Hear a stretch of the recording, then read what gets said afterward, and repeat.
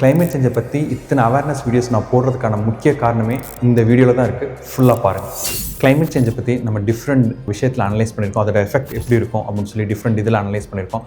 இதனால் வயசானவங்களுக்கு எப்படி எஃபெக்ட் ஆகும், குழந்தைங்களுக்கு எப்படி எஃபெக்ட் ஆகும் அப்படிலாம் பார்த்துருக்கோம். இதில் முக்கியமாக ஒருத்தவங்க இருக்காங்க, சிங்கிள் பேரண்ட்ஸ். அவங்க வந்து ஆல்ரெடி ஃபினான்ஷியலி அண்ட் எமோஷ்னலி வந்து வீக்காக இருப்பாங்க. ஏன்னா பெரிய சப்போர்ட் அவங்களுக்கு இருக்காது. இதை பற்றி ஏன் நான் இவ்வளோ பேசினேன் அப்படின்னா, எனக்கு வந்து சிங்கிள் பேரண்ட் அம்மா தான் என்னை வளர்த்தாங்க. ஒரு நாளைக்கு கிட்டத்தட்ட 10-15 கிலோமீட்டர் அவங்க நடப்பாங்க. இப்போ இருக்கிற மாதிரி வெயில் அப்போ இருந்துருந்துச்சு அப்படின்னா கண்டிப்பாக எங்கள் அம்மாவுக்கு ஏதோ ஒரு பாதிப்பு அதை ஏற்படுத்தியிருக்கோம். அது வந்து இன்றைக்கி நான் படித்து இப்படி நிற்கிறதுக்கு உதவி இருக்காது. நான் வந்து சொசைட்டிக்கு எதிரியாக கூட வந்து நின்றுருக்கலாம்.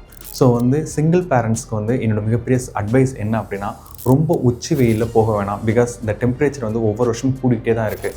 அப்படி போக வேண்டிய சூழ்நிலை வந்தால் ஃபுல்லாக கவர் பண்ணிட்டு, தலையை கவர் பண்ணிட்டு, இல்லை குடை எடுத்துக்கிட்டோ போய்கிட்டு நிறைய தண்ணி குடித்து தன்னை லிக்விடேட் பண்ணிக்கிறது ரொம்ப நல்லது. ஏன் அப்படின்னா ஆல்ரெடி வந்து சிங்கிள் பேரண்ட்ஸ் வந்து கொஞ்சம் டிப்ரெஸ்டாக இருக்கிறதுக்கு வாய்ப்பு இருக்குது.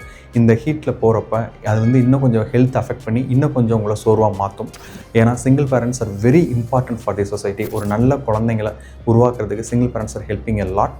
So you should be very careful at this moment. Thank you.